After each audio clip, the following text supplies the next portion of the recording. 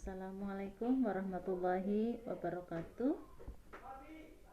Selamat pagi anak-anakku sekalian. Pada pembelajaran pagi ini kita agak berbeda dari bulan-bulan sebelumnya, bahwa pada pembelajaran akhir-akhir ini kita pembelajarannya adalah melalui video dari Bu Guru yang akan di-share nantinya di grup. Mudah-mudahan pada kesempatan pagi ini anak-anakku sekalian semuanya dalam keadaan sehat, apalagi dalam keadaan bulan puasa ini tetap semangat, tetap menjalankan aktivitas belajar dalam keadaan apapun, walaupun kita sedang dilanda oleh pandemi COVID-19. Semoga akan tetap semangat untuk terus belajar tanpa menyerah. Baiklah anak-anakku sekalian, pada kesempatan pagi ini Bu Guru akan menyampaikan pada pelajaran akidah bab 8 mengenai membiasakan perilaku terpuji. Akhlak terpuji adalah perilaku baik yang seharusnya dimiliki oleh setiap anak soleh-soleha. Anak soleh-soleha hendaknya membiasakan diri dengan akhlak terpuji dan menerapkannya di dalam kehidupan sehari-hari. Orang yang memiliki akhlak terpuji akan merasakan bahagia dan damai di dalam hidupnya. Orang lain pun juga akan merasa senang dan nyaman berada dekat dengan anak yang soleh yang memiliki akhlak terpuji. Ada banyak manfaat yang bisa kita dapatkan dengan memiliki akhlak terpuji. Bukan hanya disenangi oleh orang-orang di sekitar kita saja, melainkan juga akan disenangi dan dicintai oleh Allah Subhanahu wa Ta'ala. Sebaliknya, apabila kita memiliki akhlak yang tercela, akan dijauhi oleh orang-orang di sekitar kita. Allah Subhanahu wa Ta'ala juga tidak menyukai orang yang memiliki akhlak yang tercela. Akhlak tercela merupakan sikap dari bujukan setan. Akhlak tercela dapat menjerumuskan seseorang ke dalam kesesatan. Mari membiasakan diri dengan akhlak terpuji mulai dari sekarang. Nah, pada kesempatan pagi ini Guru menyampaikan beberapa sikap terpuji mengenai sikap rukun, tolong menolong, dan juga berakhlakul karimah.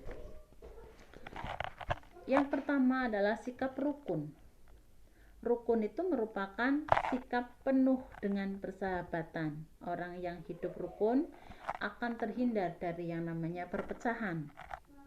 Hidup rukun dapat menghilangkan kebencian dan memupuk persatuan, sebagaimana pepatah, bersatu kita teguh, bercerai kita runtuh. Apabila dalam kehidupan keluarga saling menghormati, maka akan tercipta kerukunan dalam keluarga. Misalnya, yang muda menghormati yang lebih tua dan yang tua selalu mengasihi kepada yang lebih muda. Begitu juga jika di madrasah itu tercipta sebuah kerukunan di antara siswa, maka akan tercipta suasana yang nyaman untuk belajar. Contoh suatu bangunan itu membutuhkan bahan di antaranya untuk bisa memperkokoh, itulah ibarat daripada kerukunan umat.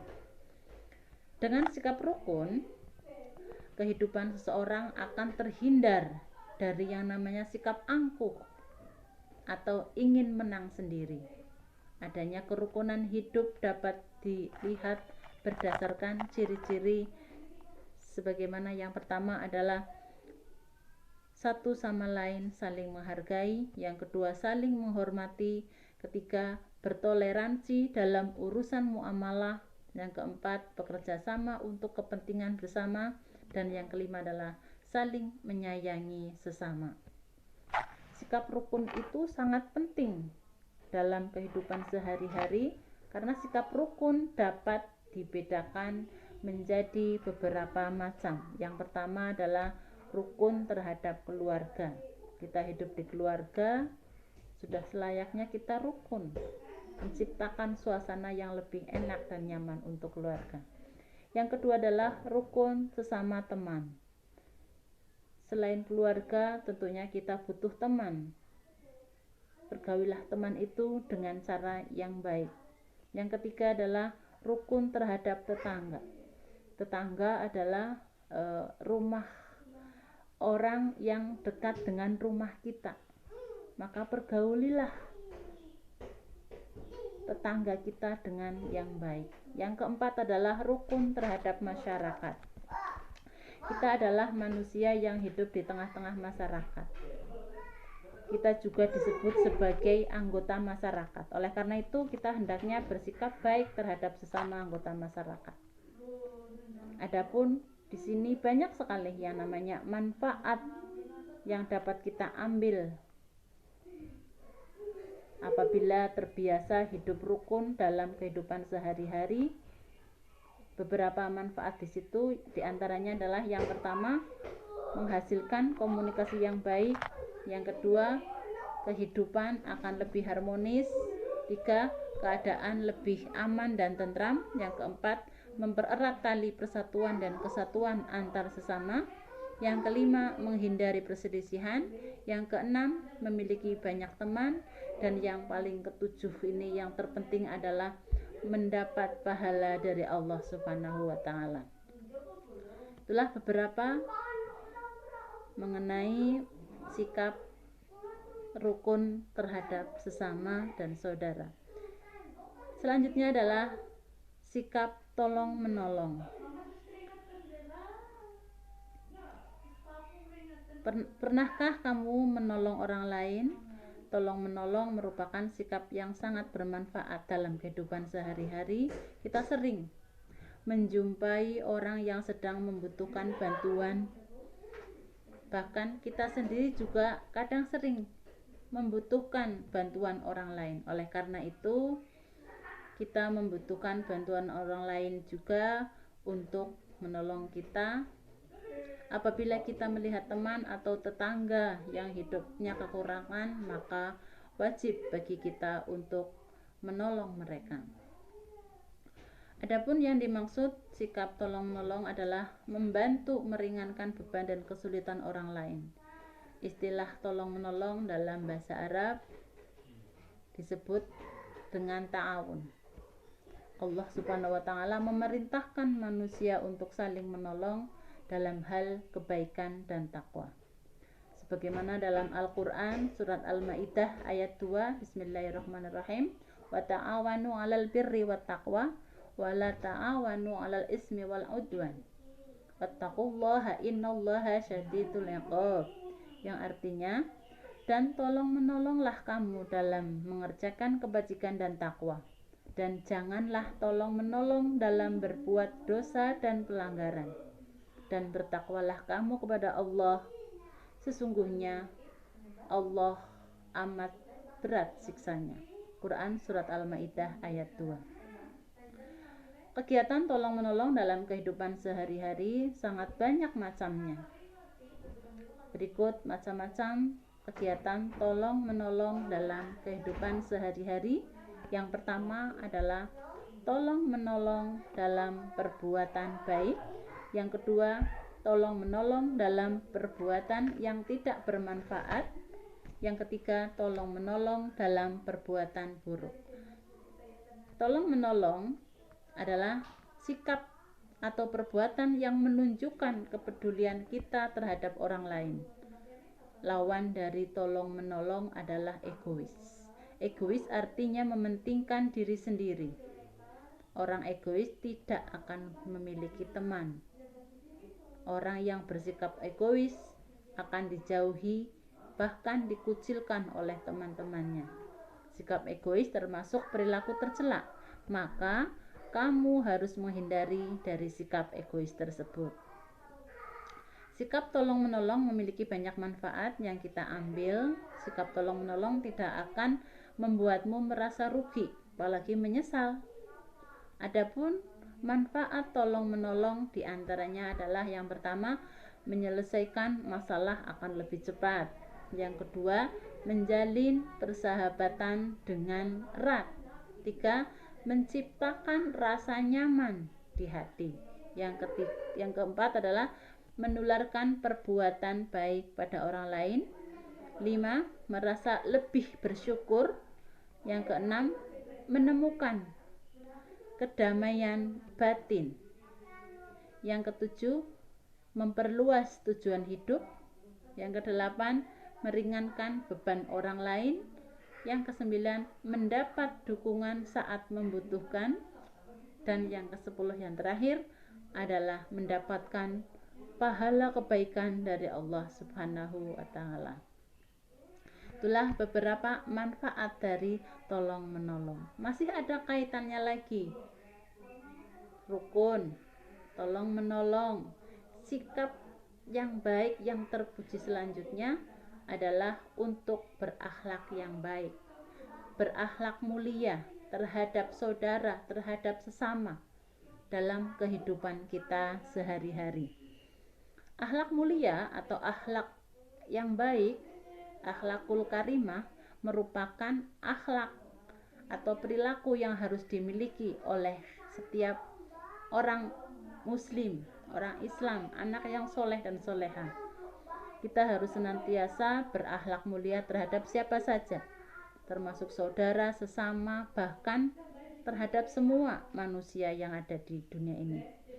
Akhlak mulia tidak hanya mengikuti aturan agama, melainkan mengikuti aturan moral dan etika yang berlaku di dalam masyarakat. Seorang muslim harus memiliki akhlak mulia atau yang disebut akhlakul karimah sebagai misi Rasulullah SAW. Kita tahu siapa Rasulullah Nabi Agung Muhammad SAW. Dia adalah seorang uswah hasanah, contoh yang baik. Beliau adalah seorang pemimpin dunia yang harus kita tiru. Kita berkiblat dari sifat dan perangai yang sudah dilakukan oleh Rasulullah Muhammad SAW. Dalam Al-Quran disebutkan juga, Bismillahirrahmanirrahim, wa innaka la'ala khuluqin azim, yang artinya, dan sesungguhnya kamu benar-benar berbudi pekerti yang agung. Quran Surat Al-Qalam ayat 4. Baiklah anak-anakku sekalian, pada kesempatan berakhlakul karimah, akhlak yang baik, akhlak mulia, dibiasakanlah dalam kehidupan sehari-hari agar kita itu merasa hidupnya lebih baik, lebih nyaman, tentram. Semua orang akan nyaman juga dengan diri kita. Kita diperintahkan untuk selalu menolong dan menjaga hubungan baik dengan saudara-saudara kita, dengan sesemua insan umat manusia, baik saudara kandung, siapapun itu, yang seiman dan tidak seiman. Kita itu harus berbuat baik terhadap sesamanya. Rasulullah SAW juga menjelaskan di dalam sebuah hadis yang artinya, orang beriman terhadap orang beriman lainnya bagaikan satu bangunan yang satu sama lainnya menguatkan. Beliau itu mengibaratkan, mempraktekkan dengan jari, dengan cara mengepalkan jari jemari beliau. Jadi dalam persaudaraan sesama muslim, kita harus bisa menjaga dan memelihara akhlak yang terpuji. Ada beberapa kewajiban dan hak yang harus dipenuhi seorang muslim dalam menjaga persaudaraan sesama muslim. Berikut beberapa hak dan kewajibannya, diantaranya adalah yang pertama, menjawab salam. Yang kedua, menjenguk orang sakit. Yang ketiga, mengurus dan mengantar jenazah. Yang keempat, menghadiri undangan. Yang kelima, menjawab ucapan orang yang bersin. Adapun manfaat yang akan didapatkan oleh orang yang berakhlak terhadap saudaranya adalah yang pertama, mengangkat derajat manusia di sisi Allah. Yang kedua, menyempurnakan iman seseorang. Yang ketiga, dapat mengajak manusia kepada jalan yang baik. 4. Memperoleh keutamaan pada hari kiamat.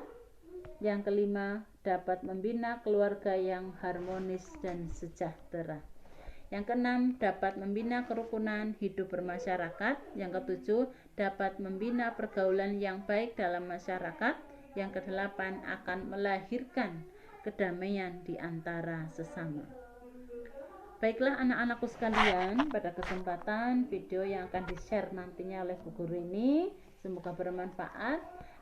Dan tentunya anak-anakku sekalian, Bu Guru berharap dipraktekkan dalam kehidupan sehari-hari, walaupun berat, walaupun kadang itu masih ada ego.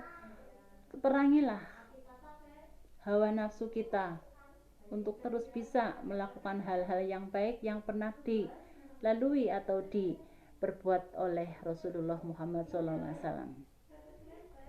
Kita sebagai umat Islam, sebagai muslim sejati, terapkanlah sikap hidup rukun, tolong menolong, dan berakhlakul karimah terhadap saudara dalam kehidupan sehari-hari. Tetap semangat.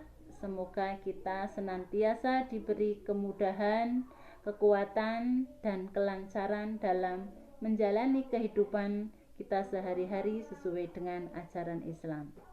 Demikian dari Bu Guru. Terima kasih.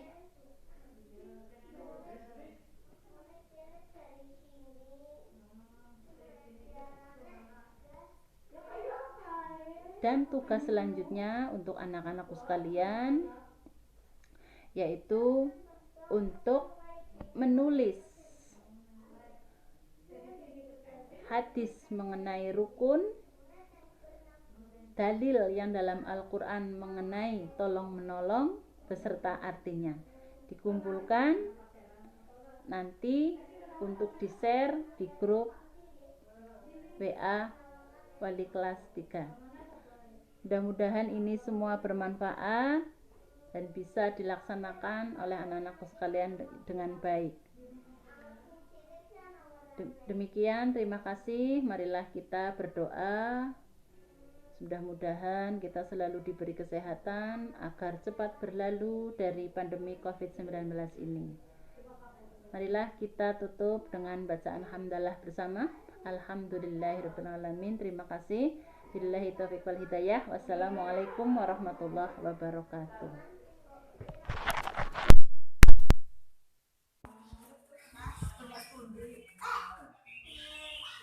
Mas.